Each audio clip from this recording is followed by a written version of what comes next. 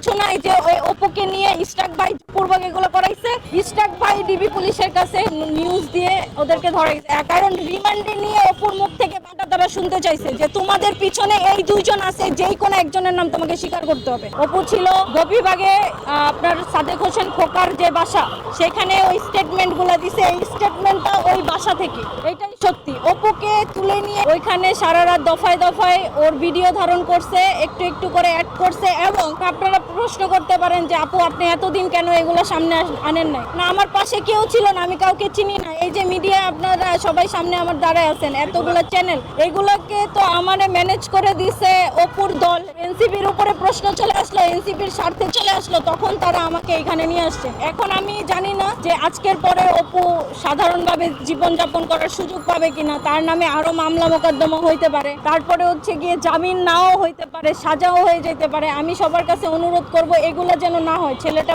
Media ট্রায়ালের শিকার হয়েছে, আপনারা এত কঠিন হয়েন না আমাদের প্রতি। অ্যারেস্ট করছে 7:30 বাজে, আর অ্যারেস্ট দেখানো হয়েছে 11টার পরে। এই সময়টাতে ডিবি ওকে মারধর করছে, এটা অপু নিজেই আমাকে বলছে। ইস্টাক ভাইয়ের বাসায় ছিল, ইস্টাক ভাই ডিবি পুলিশের কাছে নিউজ দিয়ে ওদেরকে ধরাইছে, কারণ রিমান্ডে নিয়ে অপুর মুখ থেকে বাটা তারা শুনতে চাইছে যে তোমাদের পিছনে এই দুইজন আছে, যেই কোনো একজনের নাম তোমাকে স্বীকার করতে হবে। সে কিন্তু 164 এ কোথাও এই দুইজন উপদেষ্টার কারো নাম সে বলেন। এখানে অপুকে ইউজ করে একটা দল নিজেদের স্বার্থ হাসিল করতে চায়, কাউকে দাবানোর জন্য। এটা তো সবার কাছে ক্লিয়ার, কোন দল সেটা তো আমি বলতে পারবো না, তাই না? আমি আপনাদেরকে বলতেছি যে 31 তারিখ রাত 11:30টার পর থেকে 7টা পর্যন্ত ওকে যে বন্দি করে রাখলো, ওইখানে ওর যে স্বীকারোক্তিটা নিল কারা, এবং গোপীবাগ কার বাসা? ইস্টাক ভাইয়ের বাসা না? এবং ওকে তো ইস্টাক ভাইয়ের বাসার সামনে থেকেই ধরছে। এবং আপনারা দেখেন কয়েকটা ছবি টবি ঘুরে বেড়াচ্ছে, এগুলো তো সব ইস্টাক ভাইয়ের বাসাতেই। বলার সন্দেহের কিছু নাই যে ওই অপুকে নিয়ে ইস্টাক ভাই পূর্বক এগুলো করাইছে। যেই ধারণা সেটা হচ্ছে যে অপুকে উনি হয়তো বলছিল যে আমাকে শুধু একটা নাম বলবা, তার একটা নাম বলবা, হয়তো বা আসি আরো একটা নাম বলবা, যে তোমাদেরকে দিয়ে চাঁদাবাজি করায়, তাইলেই হবে। তোমার যত রকমের হেল্প লাগে আমরা তোমাকে করব। রিয়াদ টাকা নিতে গেছে, বা ওই আঙ্কেলও আইসা রিয়াদকে টাকা দিবে গেছে শাম্মী আহমেদকে ধরার জন্য, এটাই ওর উদ্দেশ্য।